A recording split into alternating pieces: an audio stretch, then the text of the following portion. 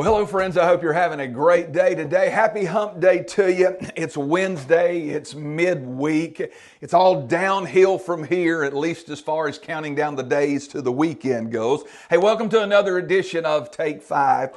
This week we're dealing with the subject, the law of consequences, and I've been telling you the story about David's sin with Bathsheba and the resulting consequences that followed David the rest of his life. Now the son that David and Bathsheba conceived, that we don't know the child's name, the Bible never tells us, that son soon died after birth, but that's just the beginning of how things unfold in the life of David. Amnon, David's son, begins to lust after David's daughter Tamar. And at the advice of his first cousin Jonadab, he plays sick so that when David comes to visit him, he'll have the king's ear. He asks his father to send his sister Tamar to prepare food for him while he is sick. Well, David agrees and sends Tamar over there. I mean, what could this hurt? This is a sister taking care of her brother. She goes over and prepares food for him, and when she carries it into his bedchamber there, he grabs her by both hands and says, "Come to bed with me, my sister." She begs him not to do it. She tells him how that it will disgrace her and make him look like a fool. She even offers to marry him, which is against the Levitical law. She's just looking for a way out of this. Amnon is infused with sinful passion and lust, and he refused to listen to her, and he forces her into bed and rapes her. Afterward, he finds himself hating her more than he ever loved her, and he has his servants throw her out and bolt the door so she cannot return. She doesn't know what to do. She doesn't know where to go. She's got shame in her life. She's got disgrace like never before. So she goes and lives with their brother Absalom. And the Bible said that she ended up being secluded, sad, lonely, and uncomforted the rest of her life. Absalom now did not speak to Amnon for 2 years, but for the whole 2 years he didn't speak. He fueled his hatred for his brother every day. After 2 years, Absalom held a feast, and he invited all of his brothers who were sons of David. At that feast, he waited until his brother Amnon was drunk. And as soon as he saw that he was drunk and incapacitated, Absalom had his servants kill Amnon, his brother. Well, the other brothers heard about this, and they thought that they might be next. So they got on their horse and they cut out of town. Now, gossip traveled as it usually does, and by the time it got back to Jerusalem, David got word that Absalom had killed all of his sons that day. And David tears his clothes like a madman and lays down in mourning on the ground and grieves the rest of that day. But Jonadab, that first cousin, that crazy cousin, shows up his head again. The one that originally hooked up Amnon and Tamar shows up and tells David, "Don't worry, King, only Amnon is dead." And then he throws Absalom under the bus and says, and he's been planning this for the past 2 years. Well, Absalom knew he needed to hide, so he went to the city of Geshur and he stayed there in seclusion for the next 3 years. Meanwhile, back in Jerusalem, David is grieving the loss of his son Amnon and the seclusion of his son Absalom. And Joab decides that he will try to employ the help of a very shrewd and manipulative woman from Tekoa to convince David to bring Absalom back. The plan worked. Absalom was invited back by David, but David told Joab, he can come to Jerusalem, but he cannot come into my presence. So Absalom comes back to Jerusalem, and he lived there 2 full years without coming into the king's presence.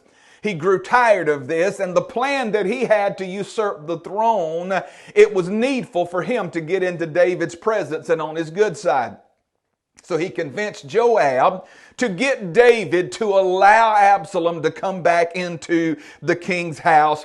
After a while, David finally listened to Joab, and he brought Absalom back and welcomed him with open arms, which was a mistake because Absalom intended on taking the throne for his father David. Almost immediately, Absalom begins to gain popularity with the people through evil politics. He'd stand at the city gates, and when people would come to see King David for a judgment, Absalom would tell them that if you're from such and such a tribe or such and such a city, the king doesn't have time for you. But if I were a judge, then everyone could come to me and get fair treatments and solutions for their problems. He actually stood outside the gate, shaking hands, hugging necks, and kissing babies, and greeting people to win their approval and to scorn the name of the king. He did this for 4 years, and all of this was a part of his plan to usurp the throne, and it was working because many of the people of Israel began to give their allegiance to Absalom. Finally, enough people of Israel had to give their allegiance to Absalom that they gathered together and rose up and actually called Absalom king. And when they did this, he immediately gathered his troops and planned an assault on David and his men. And to keep from having to fight his own son, kill his own men, and destroy the city of Jerusalem, David and his men left Jerusalem and fled out into the wilderness. Now, many of the men that once served David so faithfully while in Jerusalem immediately turned their loyalty to Absalom and turned against King David. One of David's former advisors, Ahithophel, told Absalom that if he really wanted to scorn the name of David, he should take all of David's concubines and sleep with them publicly. And he did that. They fixed a tent on the roof, and Absalom went into those women and slept with them every day to gain support from the people and to shame the name of his father. Now, David still had a few men on the inside of Jerusalem in high places. Hushai and Zadok and Abiathar, the priests, convinced Absalom to get every single soldier, every single supporter that he had and go out and attack David in his hiding place, and that he would surely win.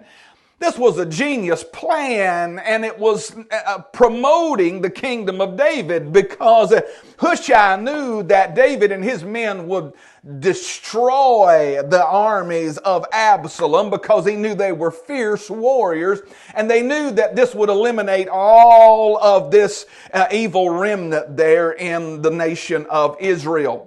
So the battle went just like was planned, and as it ensued, David's men fought like champions, killed 20,000 of Absalom's men that day. And as Absalom was trying to escape, he got his head hung in a oak tree, some low-hanging branches, as his mule run through the woods there.